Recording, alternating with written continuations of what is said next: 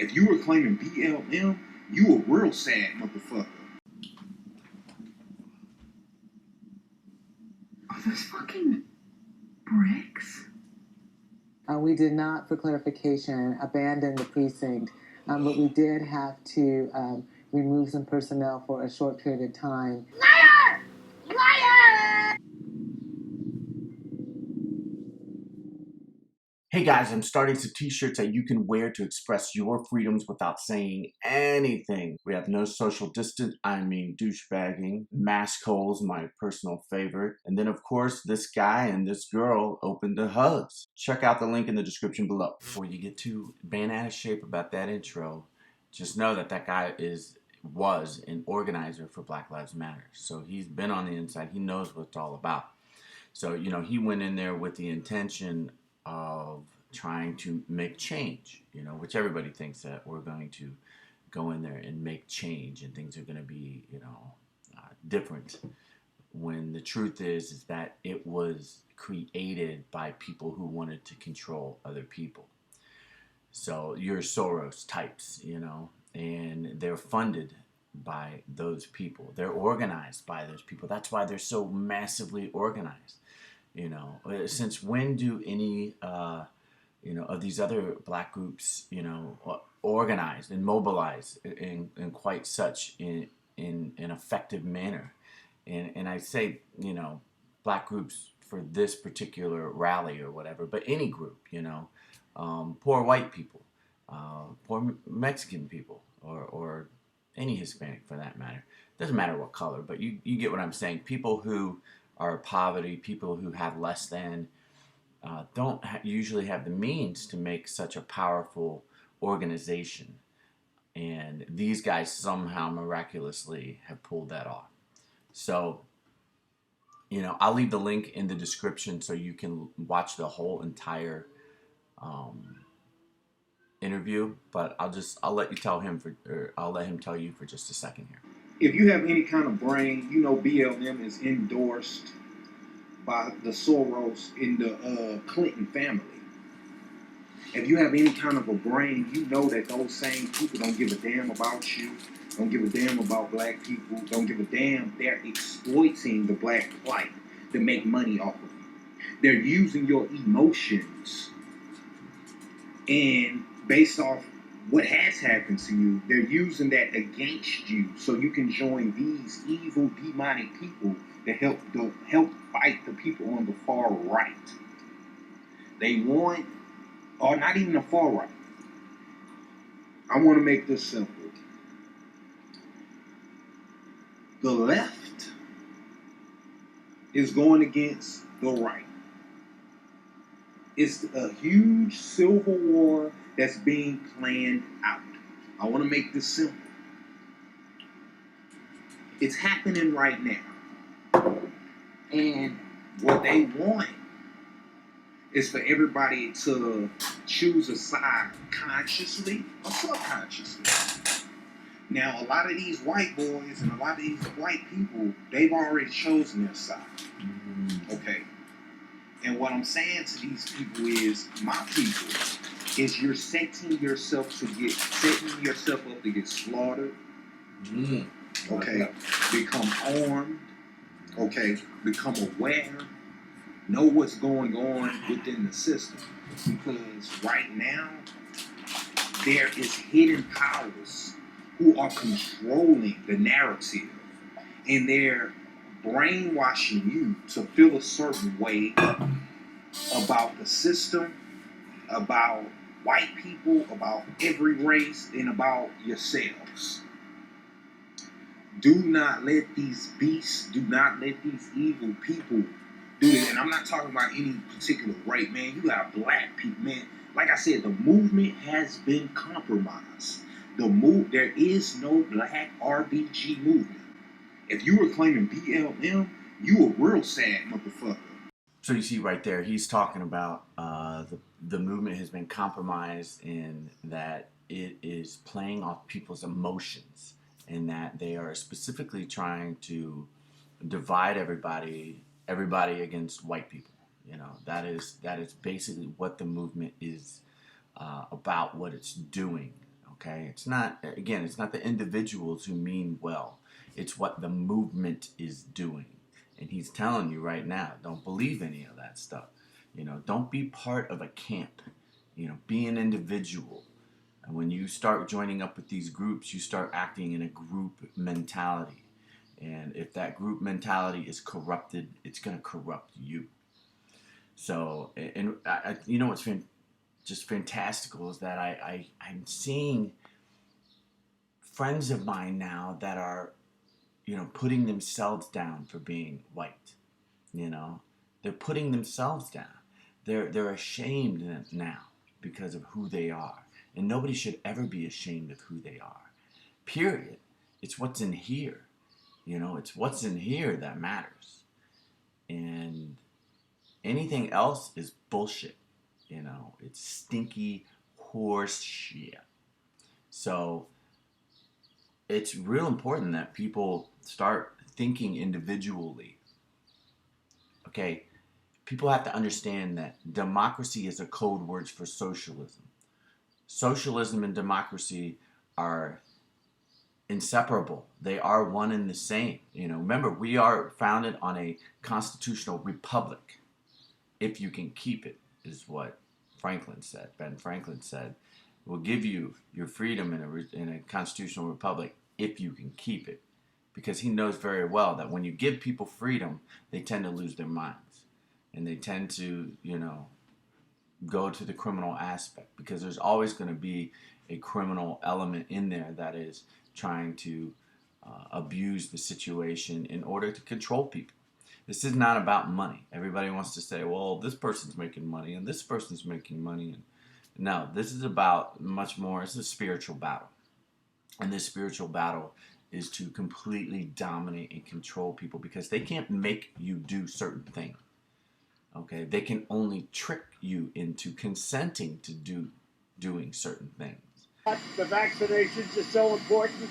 This is really going around now. They have to get their shots. Mr. President, how old is too old to be president? Like taking a vaccine. They can't force you to take a vaccination. But if they get the majority of people, say in your neighborhood, to take a vaccination and to shame you for not having a vaccination, you're likely to consent to having a vaccination because you're weak in the mind and spiritually. You have to be spiritually strong in order to stand up against what the masses say is right. So this is a group psychology. This is massive mind control. It's mind control for the masses.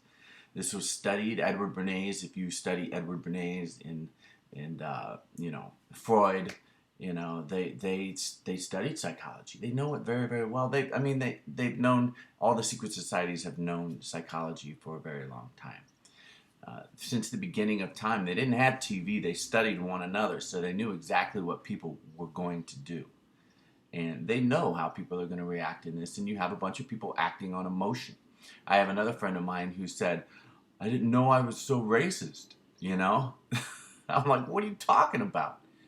I'm like, have you ever called anyone a name because of their, skin? Again, he said racist, prejudice, race. We're all from the human race, okay?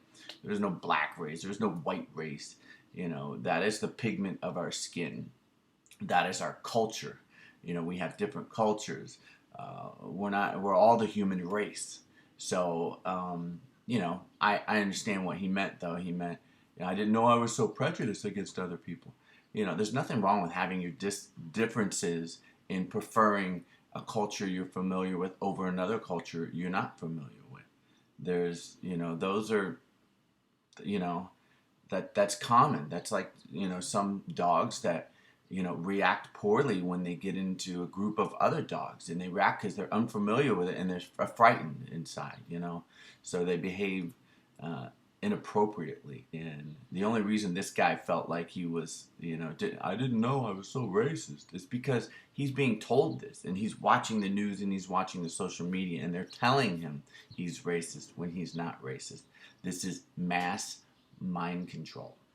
All right, I'm going to read something from Edward Bernays. If you don't know who Edward Bernays is, you should study him, and then you'll understand how they have so much control over the masses. The conscious and intelligent manipulation of the organized habits and opinions of the masses is an important element in democratic society. Those who manipulate this unseen mechanism of society constitute an invisible government, which is the true ruling power of our country. We are governed, our minds are molded, our tastes are formed, our ideas suggested, largely by men we have never heard of. In almost every act of our daily lives, whether in the sphere of politics or business, in a social conduct or ethical thinking, we are dominated by the relatively small number of persons who understand the mental processes and social patterns of the masses.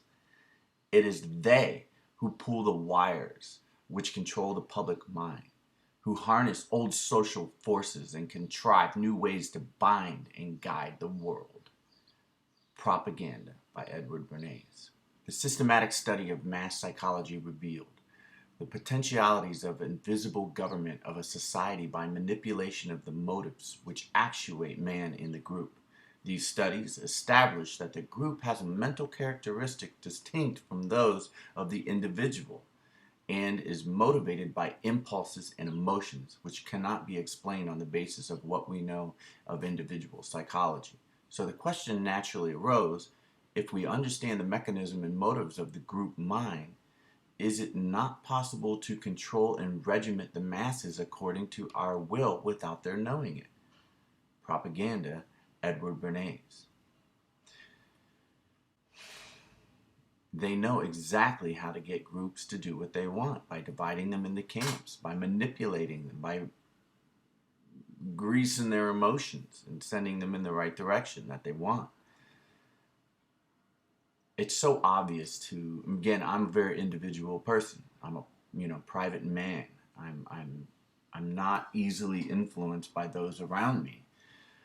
I never have been, a little bit. I mean, as far as like wanting to have success and wanting to have people like me, and that's really kind of one of the driving forces that got me into playing music professionally. I mean, I've always been a musician, but it was when I realized the attention I could get from the ladies by playing music publicly and really, well, not just the ladies, but everybody, I was adored for entertaining people. So that's one thing I really, really like. Now I do it for myself. Same with acting and performing with the dog. Dude, man. Hey, buddy. Say hi to everybody. So, now I do it because I love to bring smiles. It's a different mentality. It's not a selfish one anymore. But I've always been a very individual person. I've always had individual style. I'll wear things that other people won't wear. I'll try things that most people think are outrageous, like my mask. I made a pretty cool individual mask. If they're going to force me to wear a mask in a business, I'm going to make sure they remember me. But they know exactly what they're doing, controlling people. Divide the many and weaken the force, which was strong while it was united. They know very well that a people united are much stronger than a people divided. By dividing a population along lines such as race, class, religion, gender, or political preference, or in other words, into groups naturally prone to clash, the effects of group psychology render rational discourse and debate between individuals in these separate groups extremely unlikely. Each group considers its own standards ultimate and indisputable and tends to dismiss all contrary or different standards as indefensible. Crystallizing public opinion. That was Edward Bernays. So the beginning of that was Machiavelli and then Edward Bernays. But again, they all understand psychology, the individual, and they understand the group mentality as well. And what we're getting a group mentality where people are being led around by the nose. They are being fooled in every way. I went down to the rally And at the end, when everybody was dispersing, and they had a huge show of force. Now, that was right after they destroyed Santa Monica. And I talked to a police officer who told me they were told to stand down. They were told not to interfere. Now, why would the police be told not to interfere? They have certain protocols. They're more than capable of showing that type of force. If you see a group of 50 or 100, you know, people that with masks on that maybe have, well, one guy said that they had sledgehammers. So I think that'll give it away right there that something's going on, maybe bricks or whatever. And that's a whole other thing, is they've been finding piles of bricks all over the city that are just happen to be left in the area that they're protesting. Are those fucking bricks? What the fuck are those? Those look like bricks. Look, yeah, those are fucking bricks. What the fuck? They're collecting all of those bricks so that the protesters don't fucking use them, dude. That's what they're doing. That, or they're doing that for undercover police officers that are getting involved in the protests so that they have an excuse to beat the shit out of people. So,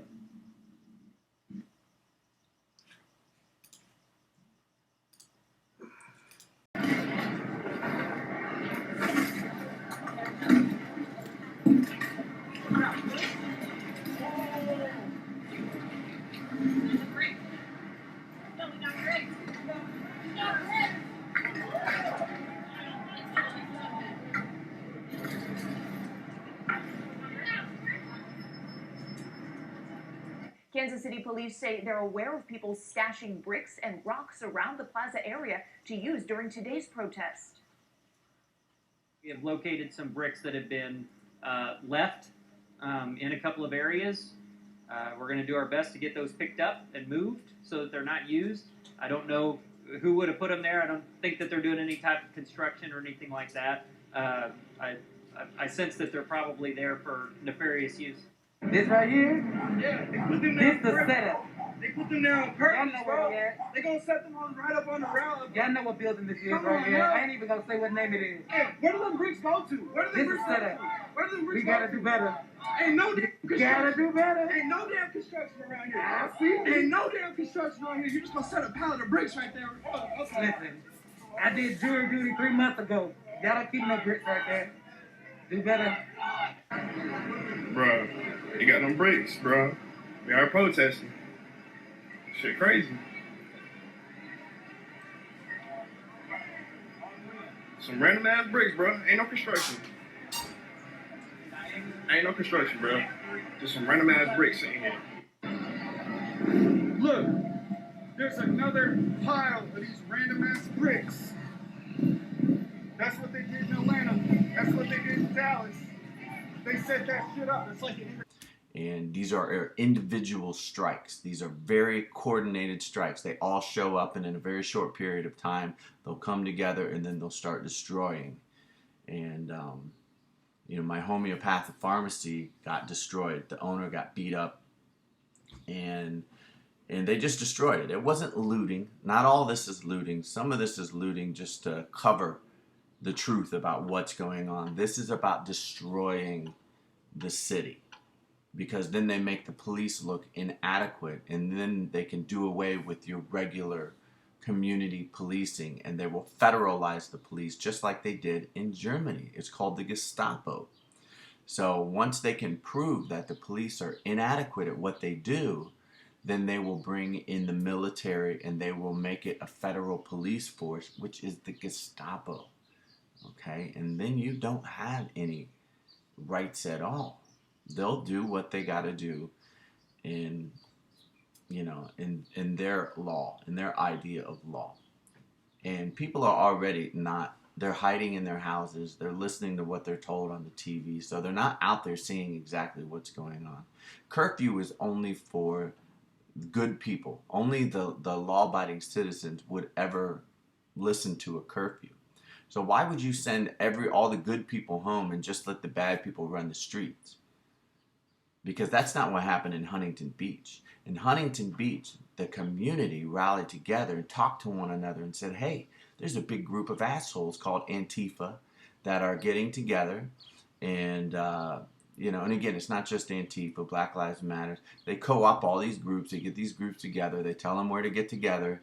And then they have paid agitators. They're called disruptors. Okay, the CIA uses disruptors, and I'm not saying it's just CIA.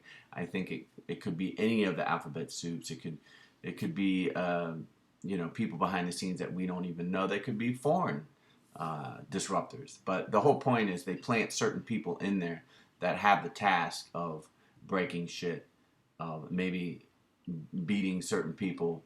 They take it to a certain level. Obviously, they're not armed with firearms yet. We'll get to that in a minute. But they are disruptors in there. So they started amassing a big group of people in Huntington Beach. And the locals showed up. They didn't adhere to a curfew because they care about their community. And they said, you're not going to mess up our city. And you know what? That big group of angry protesters, they went away. They left.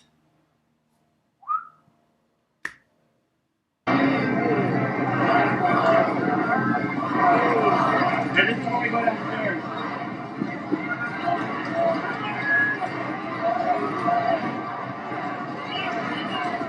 There it goes. Right here. Right there.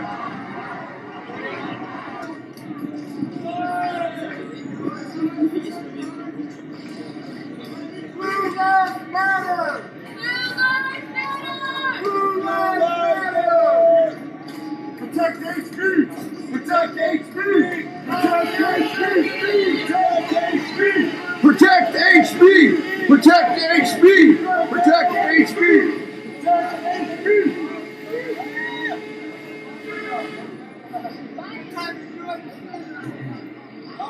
We are glad these guys are here because we don't want this place ruined any further.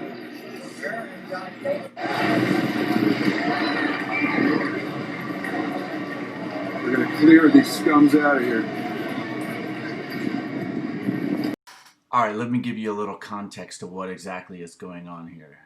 I've now watched about 10 of these different videos. I watched the Antifa side of the videos too, which basically they only show videos, after the aftermath of what is going on.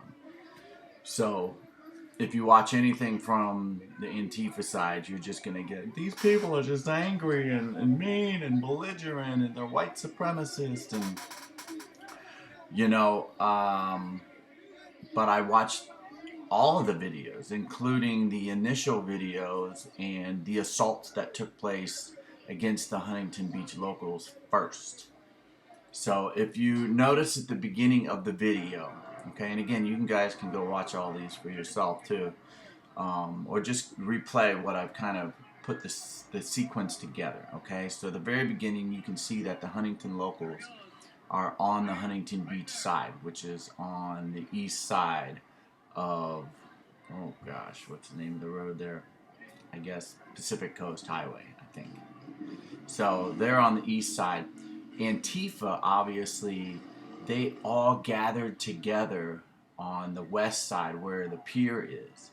And again, you'll notice a very distinct difference between the Huntington Beach locals that don't have masks on, that are all plain clothes dressed, and then you have Antifa, which all have masks on, black masks, black hoodies. That is, again, they want to scream white supremacists and KKK and everything. These guys aren't in white hoods and white masks and dressed up in all white. It's like the opposite, except it's madness. So all these people dress up in their gang or military type of all black, all mask, and then they all have these signs too, right? So they all have signs. And you'll see as they start coming together, you see the Huntington locals they're already there. They were already there, okay? And then the entire Antifa group Black Lives Matters group, you know, obviously with the disruptors and the leaders that are in there too. And real quick, I want you to understand something about these leaders. They've all been giving directives on what it is they're supposed to do and how they're supposed to handle this thing, okay, in order to achieve their agenda. I'll post that up here. You can read down the list of directives here if you need to pause it and kind of just take a look at it. Okay, this fell out of one of the protesters' pockets, and they were able to, nice enough to post it so we can see what the directions are that they're given to follow. So you can see all the Antifa people that start to come across the highway there and basically in a big giant wall try to walk over the Huntington Beach locals. Now, one at a time, they could have, you know, you listen, when you're walking, you have to go around people, okay? You can't walk and tell people to get out of your way. That's not the way it works. If somebody is already somewhere and established and standing there, then you know, it's not your right to bully your way through them. You're going to have to go around them. That's just the way the law of traffic works. So these guys in one big giant wall thought they were just going to come up and just bully right over the locals. And so you see them come up and they start physically bumping into these people. Now, once you physically start bumping into someone, like if somebody physically bumps into me, I'm going to give you a warning to keep your distance. Okay? Because at that point, it's a threat. And then if you don't heed the warning, I'm going to defend myself, which is what you see happen. And then they all start to scatter. You know, you see a couple guys get popped a couple times, it looks like, and then people start scattering. But it's still relatively calm, except some people start to keep chasing them out of there. Because again, in our experience so far, these disruptors and these angry mobs of Antifa / Black Lives Matter, they're not peaceful protests. They haven't been peaceful protests. I mean, I shouldn't say there haven't been. They're known for becoming more than a peaceful protest. Okay, so if they had just stayed on the other side, they could have protested over there all day long. But they decided to come in and try to engage the locals that were already there. So had it been the other way around, had the locals run after them in the beginning, then it would have been the locals that were the aggressors, and they were the ones that were wrong in this situation. But that's not the case. So once you attack somebody, then they're trying to clear them out. They're trying to get them out because already you can see that these people are aggressive. These people are ready for battle. Their faces are masked up, so, you know, to try to hide their identity. And take a look at this guy real quick.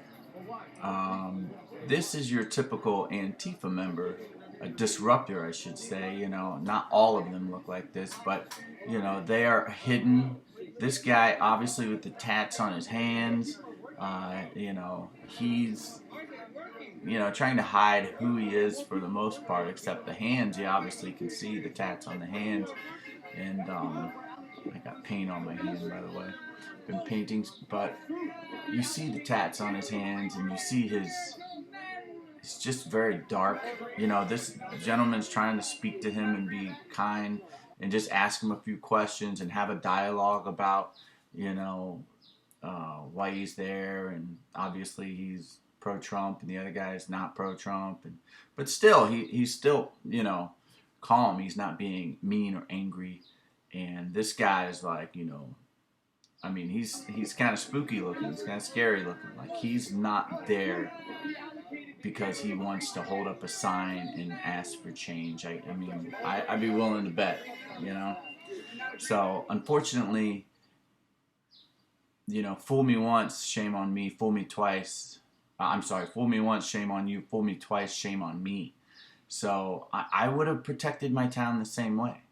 You know, if there was an angry mob that I live in Santa Monica, they broke everything up.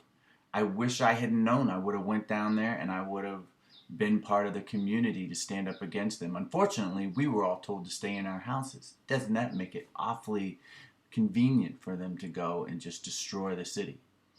So let's keep going here. So you see they chase them away. Now you see these guys on the beach. Leftist culture that has decided that whether it's Black Lives Matter, or I'm from St. Louis, and we had Ferguson. It was a totally trumped up, engineered effort by Soros-funded groups. I mean, what they're doing is they're conditioning people to recognize their frustration and then to act in terrible ways.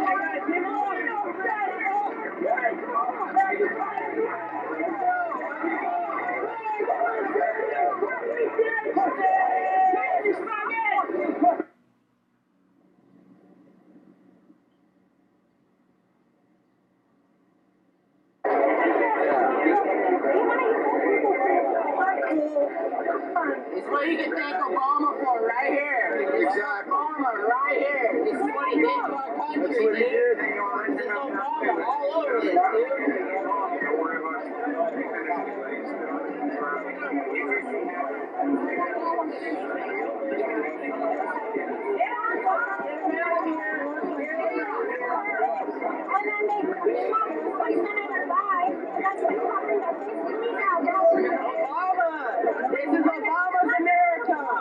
That's assault.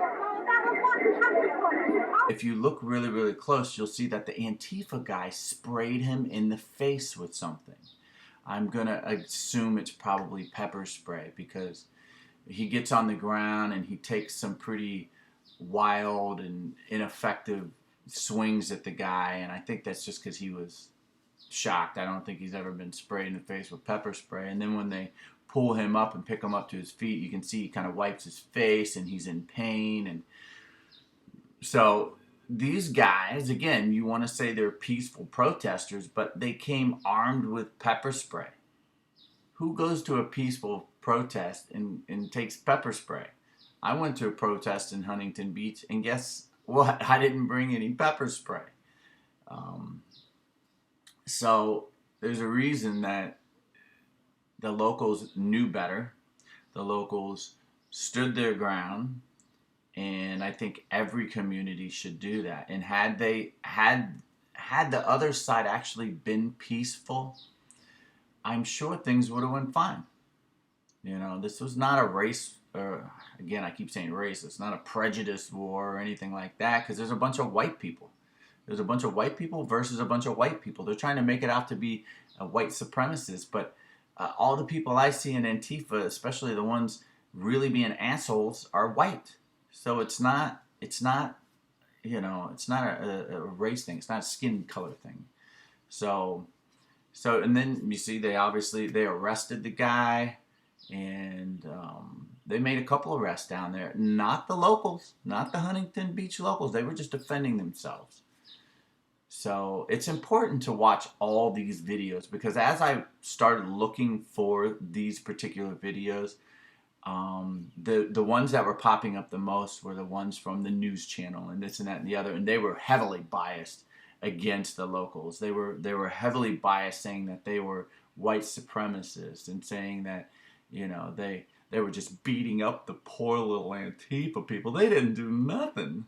And, you know, and it's all very, very heavily biased. And that's why you got to dig and dig and dig deep to get the truth. Because then you start to, then I got that over, you know, the top picture of everybody and how it all came together, how the locals were here, and then the Antifa just came upon them. And if a whole group of people were coming at me, I would have to defend myself, you know. So they didn't approach them at all. They did not go forward one bit. They just stood there. So this is the truth, and this is what it is to stand up for your community, and we should all be standing up for our community. If only we had as much communication as Antifa and Black Lives Matter and all that, then, you know, and again, not all. I came across a BLM meeting this morning, and it was peaceful. You know what I mean? So there are definitely. I don't know if it was an officially sanctioned one. You know what I mean? But that's why they were there, and but they did, you know, specifically. Well, here I'll play it.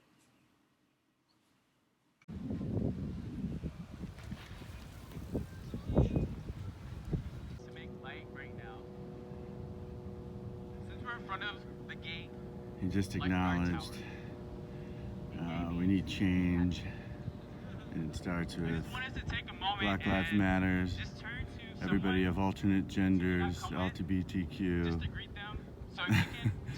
other nationalities, basically minus white people, so not inclusive. We're here on Venice Beach, obviously you can see this little gathering here at the Rainbow Hut. Again, it's just trying to put everybody into a camp, you know, the anti-white camp. That's basically what it is. They're making this about race instead of what it is. So you don't call a curfew in time of emergency. You call the community to come and stand together.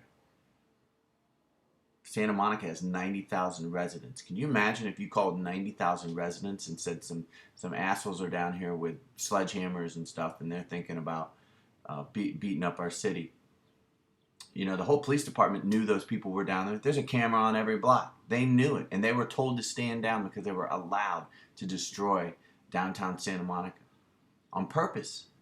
This was done on purpose. They knew exactly what they were doing. Because afterwards, they showed up with a huge police force, you know, and said, you're not going to come back in here. They had that police force available before. Oh, we're just going to walk down here and see what's going on. You can see, obviously, the cops are all out in full force. I imagine they got the collars down here. What you doing, buddy? Come on. How you guys doing? Gotta keep those eyes going, right? How's everybody doing? Wow. All right. Hello, everybody. You're heading home, right? Say that again? You're heading home, right? Oh, yeah. Just gotta enjoy the amazing weather out here first. I like this. That is a tremendous mustache. I love it. Yeah. Okay. But nobody's running amok down here right now, right? There's a strict 2 o'clock. That's what she asked. There's a 2 o'clock curfew here in Santa Monica. It's not 6 like the rest of the world. Okay. I see 1, 2, 4, 6. I get constant. Santa Monica? Or do you live in Venice? I live in Santa Monica. Santa Monica? I'd start heading back that way. Okay. All right. I'm gonna take him a walk right over here, and we'll head out. Thanks, guys. Appreciate it. Take care. Hey, have a good one. All right.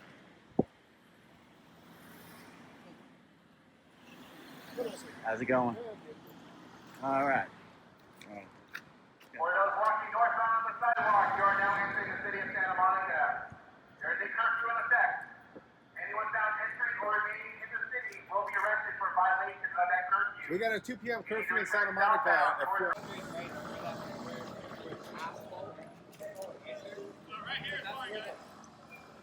So here's where I'm in kind of a...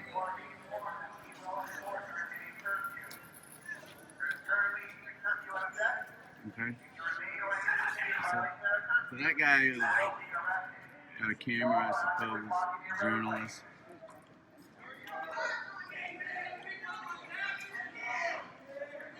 Okay.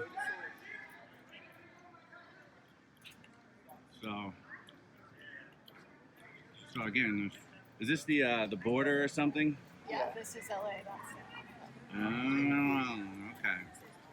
So yeah, their photo. Color changes. All right. So they're at the border. So all right. Let me see. All right. That's pretty much it. You know, again, if they would have had some sort of show of force before, they would have never had any of this stuff going down the way it did. But they were told to stand down before. They were told they have to stand down. And now?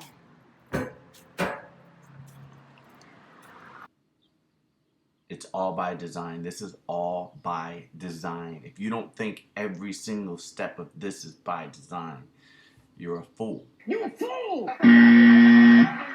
The whole thing is by design. And then, of course, then they're going to have the mass protest. Then all these people are going to be together. Then they're going to bring COVID back. They're going to spike COVID. Oh, no. And that, you see that in the news now. I said that before. And then I also said in my last video, then they're going to start attacking buildings, you know. And now you hear about Seattle where they're attacking Seattle building. And again, they didn't attack the building. The building was given to them. This is part of the script. This is a reality show we're living at. Okay, let's watch this together, okay? I just want you to see the double speak, okay? The avoidance of answering a question. Saying you didn't do something when it's obvious what you're saying is exactly what you did, okay? Again, these people didn't take over this building. They gave the building away to make the police look inadequate. Best, thanks for being with us.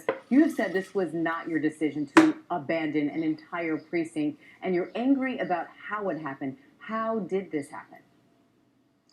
Good morning, Amy, and thank you for having me. I am very angry about the situation that we have, and at this point, we just want to make sure that it gets resolved. We did not, for clarification, abandon the precinct, but we did have to remove some personnel for a short period of time, and then it became unsafe. You've seen the pictures and the photos of what's going on for us to safely put our officers back in there. We're currently working to get our officers back into the facility. We think it's really important that we have police presence there and that we're able to continue to do our work. So again, we did not abandon the precinct. President Trump is blasting your mayor and your governor. He is tweeting that domestic terrorists have taken over Seattle. Is that an accurate depiction of what's happening in your city? Well, we definitely have some folks who have posted themselves outside the precinct and in about a 4-block radius around it. But, you know, I don't get involved in the politics. I let the politicians do all that. Oh my God, you can't just answer a question? Oh, it's very simple. You either gave it away or domestic terrorists took it.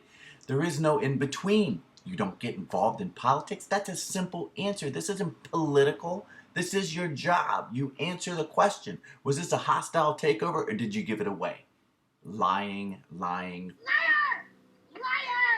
So let's listen to this nutcase, this police chief who says, we didn't abandon the building, but we did move people out of there, and you know, let's just move on to something else. Let's listen to her. Best, thanks for being with us. You have said this was not your decision to abandon an entire precinct, and real quick, you're angry about how it happened. Let's just talk about that for a second. It wasn't my decision. That is true, okay?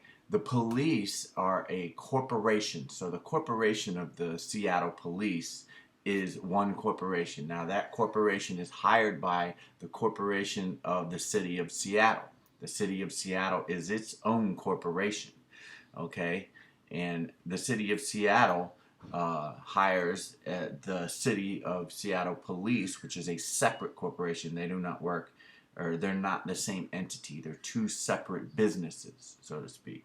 So they take their marching orders from somebody else, and the city of Seattle corporation also takes their marching orders from somebody else. So it's passed down, and they're told to stand down, they're told to leave, or whatever exactly is taking place over there.